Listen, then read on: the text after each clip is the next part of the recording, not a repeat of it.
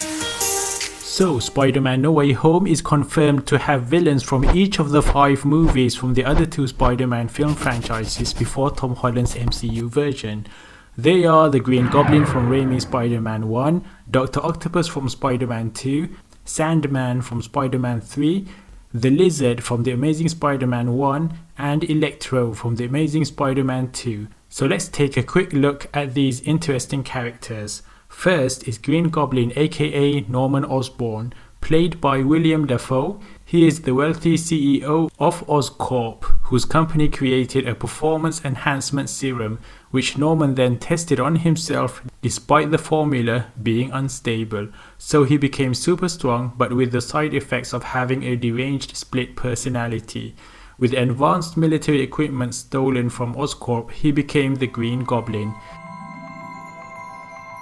His son Harry would eventually succeed him as the new Goblin in Spider-Man 3. The Mark Webb's Amazing Spider-Man series also introduced both Norman Osborn, who was dying, as well as Harry Osborn, who later became the Green Goblin of his universe.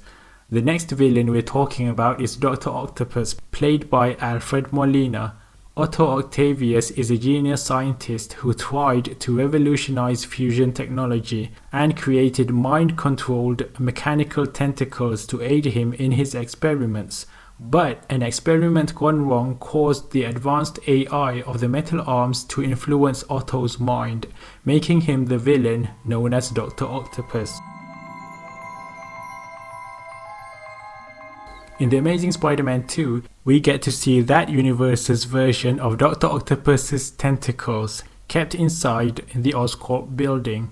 The next villain who is returning is the Sandman, played by Thomas Hayden Church. Flint Marko here is a professional criminal who once accidentally caused the death of Ben Parker. Years later, while on the run from the police, he fell into a large chamber filled with sand at a remote testing facility. The radioactive sand that buried him altered his DNA, giving him the powers to shapeshift and control sand at will. And did you know that in Spider-Man Far From Home, the first fake elemental in the film was inspired by the Sandman? Identified as the Earth Elemental, it supposedly had power over rocks and sand.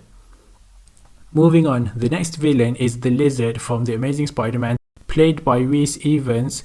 Dr. Kurt Connors was a scientist at Oscorp Industries. In an attempt to regrow his amputated right arm, he created a formula that would give him the ability to regrow limbs like Lizard.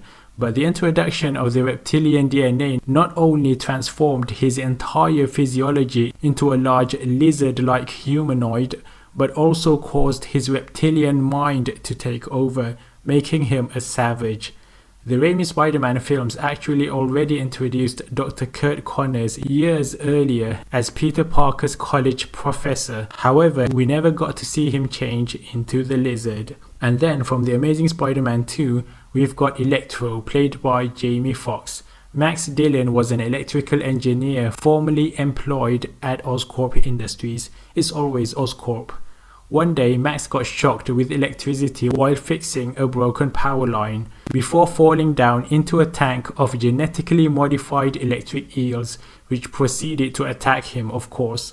The accident turned him into a being of pure electrical energy. He was given a suit by Harry Osborn and dubbed himself Electro.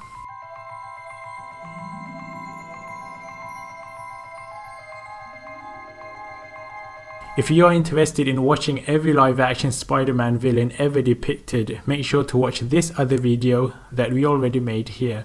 Thank you for watching.